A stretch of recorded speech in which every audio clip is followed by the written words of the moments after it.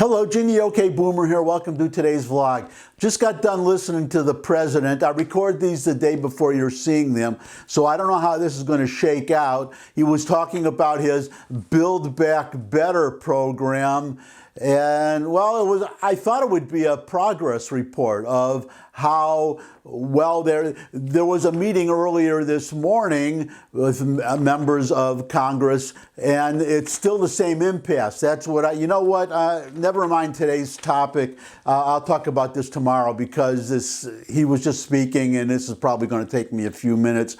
Don't want to make this vlog too long, but there's still this impasse where the progressives in the House are saying that they will not vote for this bipartisan infrastructure package unless now it was that the Senate had to pass the reconciliation bill, which was supposed to be $3.5 trillion, what I call the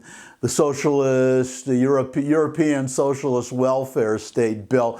It's actually, when you do the arithmetic, it's actually $5 trillion, but that's all.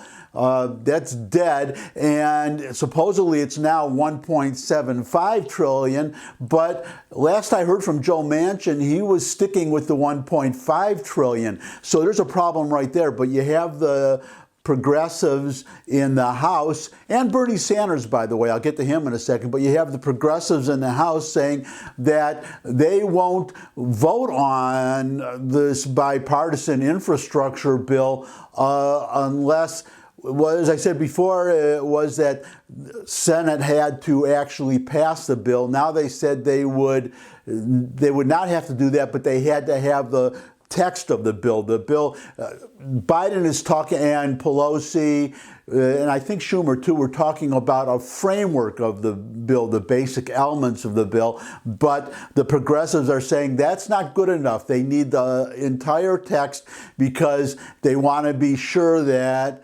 Sinema and Manchin, are the two moderate senators, are on board for the bill, because if it's not in writing, then they can't be sure. And the progressives want what they want, and if they don't get what they want, then they're not going to support it. So they need to see it in writing. The idea being that then they know that Manchin and Sinema are locked in. But even then, they could change their minds. I mean, if they wanted to. But that's the state of play right now. So we have Biden just speaking this morning, and I said, well, we'll see how this turns out, because it only takes 3 progressives not to vote for the bill in the House, or 3 of any Democrats.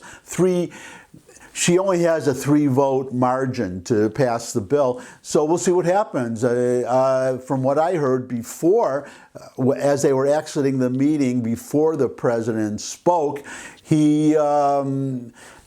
Pramila Jayapal and Ilhan Omar, and I think Alexandria Ocasio-Cortez all said they would not vote for the infrastructure bill until they had the reconciliation bill in writing, and that bill is several thousand pages. I don't know how you do that in one day, but you never know, because they're trying to rush this whole thing through, which is going to be another subject for another vlog. Note to myself, just forgot.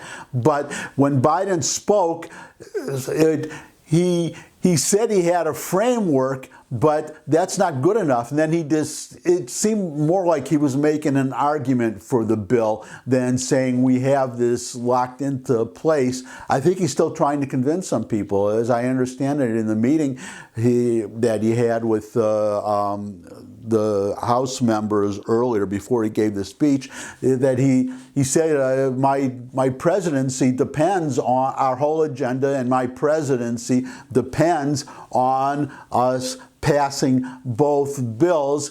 But we'll see what happens, because I just mentioned the progressives, but also there's Bernie Sanders on the Senate side telling the progressives to stick to their guns, to hold out for everything that Bernie Sanders wants. And what Bernie Sanders wants is a lot more than what is in this framework that I just heard the president describe. So we'll see what happens. You can see why I put the today's topic aside, which has to do with this bill, by the way, but I want to go into that in a little more detail. So that's it for today. Thanks as always for stopping by. Oh, and somebody wrote to me, I'm on Rumble and YouTube, and one of the Rumble people sent me a comment and said that they appreciated yesterday's vlog, and thanks. He thanked me. So you're welcome. You're welcome. I was happy to do it. And you could, if you really want to thank me, share that vlog and this one. And well, subscribe, but get others to subscribe. That would be a real way to thank me, but just your thanks is enough too. That's fine. So that's it for today. Thanks as always for stopping by. If you have any questions, comments, suggestions for future topics, if you just want to thank me, comment section below the video. You could subscribe. I love getting new subscribers. Share the video with anybody you think would also like the video. But most of all, come back and see me again. I would love to see all of you again. And until I do see all of you again, bye.